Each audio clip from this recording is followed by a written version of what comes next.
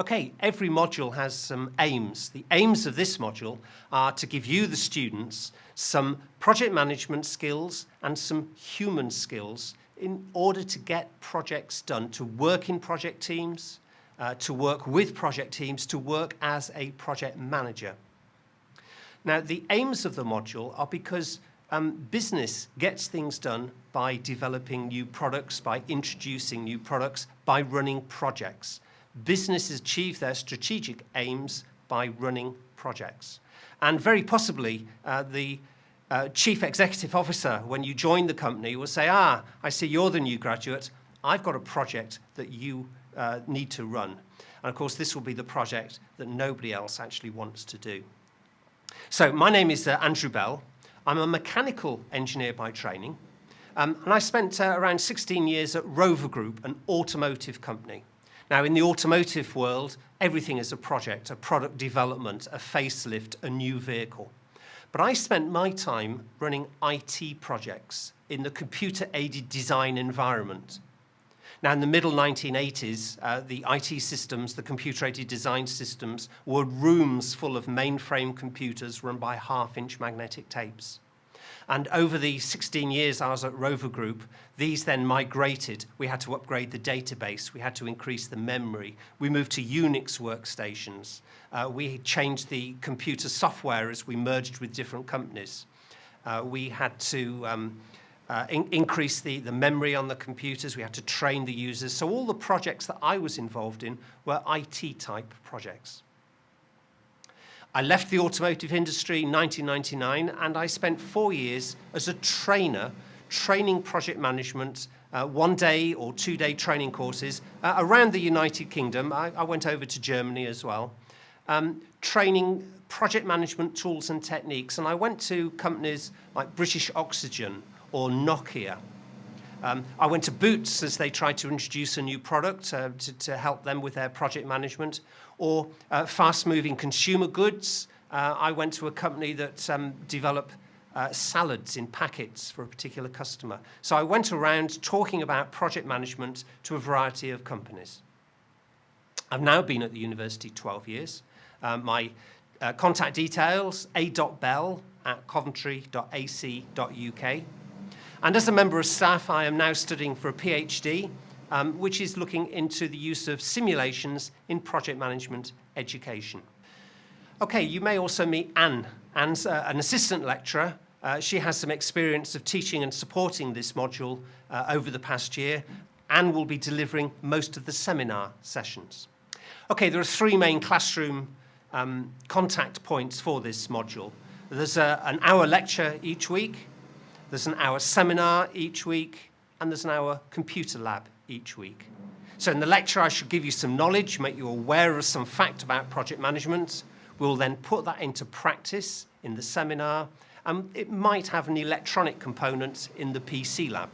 In the seminars, we'll be checking your attendance, recapping the important points of the lecture, and we'll have a paper-based exercise which will get you to work in groups on to actually define perhaps the objectives for a project, or work out to apply the tools that you've learnt in the lecture. And then we'll give you some feedback at the end of that seminar on what would be an ideal answer. In the PC labs, we will be checking attendance, we'll be recapping the lecture, we'll be applying what we've learnt, but onto a computer. Now, we've got 36 computer labs available, so we'll sometimes be doing several in each hour session. And most of these, but not all of them, will be using Microsoft Project. So this will be individual use of the computer to support your project management learning. And at the end of it, we'll have some feedback. So the learning outcomes for the module, having given you the aim for the module at the beginning of this, learning outcomes are to get the aims and objectives for a project clear. We'll have a whole lecture on getting aims and objectives clear. This is one of the main reasons that projects fail. Projects are about meeting people's requirements and working with people. So we'll be looking at the individuals on a project and the stakeholders of a project, and working with a project team. We'll be looking at group work and teamwork to get the project delivered successfully. We'll be looking at lots of different project management tools. We're going to show you one in a few seconds, but we're going to look at lots of different project management tools, things that you can apply to help you deliver your projects successfully. We'll be looking at buying things for projects, managing the project budget. Also, one of the big problems on projects is a lack of resources, so we may use contractors. Look, project management is also a life skill. It's about being organised. It's about prioritising what you need to do as a student, as a professional, as an engineer, as a business person. So it's not just about helping you pass your degree. This module will give you some skills about behaving as a professional business person when you get a job. It's going to help you make some life decisions. It's going to help you organise your social activities, that skiing trip that you fancy going on in the Christmas vacation. Assessment for the module is based on 15% of an in-class test. This is going to be based on the knowledge that you've got from the lectures. This is individual.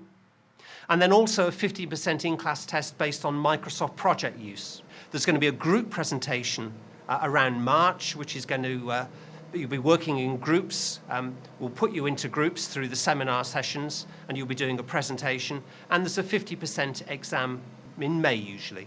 You need 40% to pass the module, but you do need 35% as a minimum in the coursework and 35% as a minimum in the exam.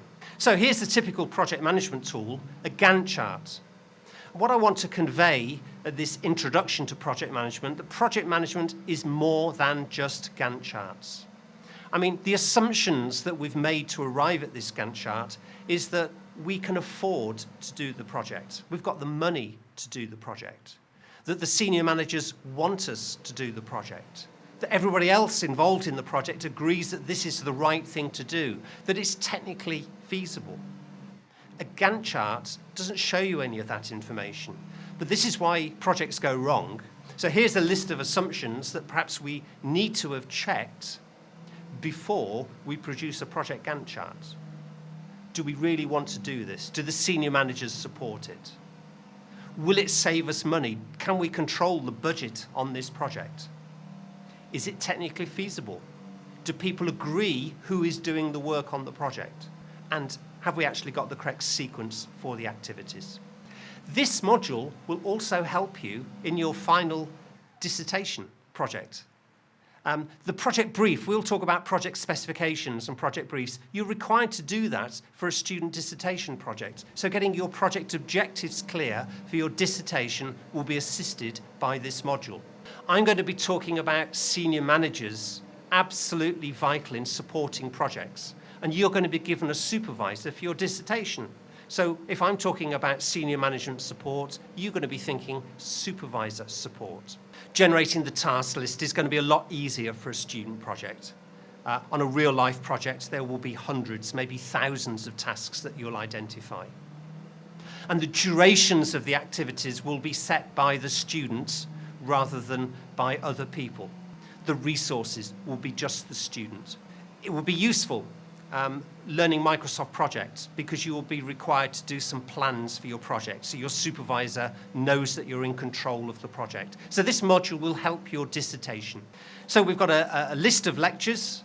A demonstration of Moodle is something that I shall do in the live lecture. And passing this module will help you pass the introductory certificate from the APM.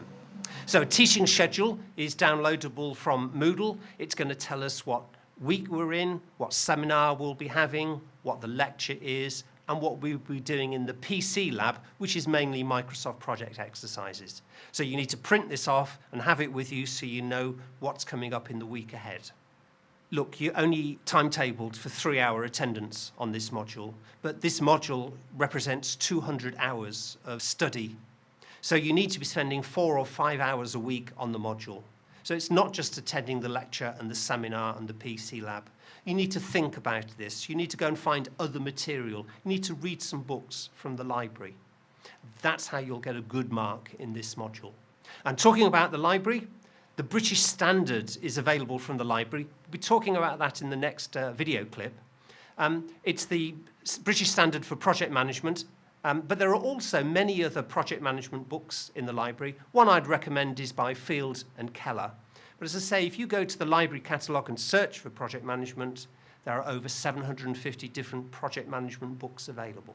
That's an overview of the module. I hope you enjoy it. Thank you.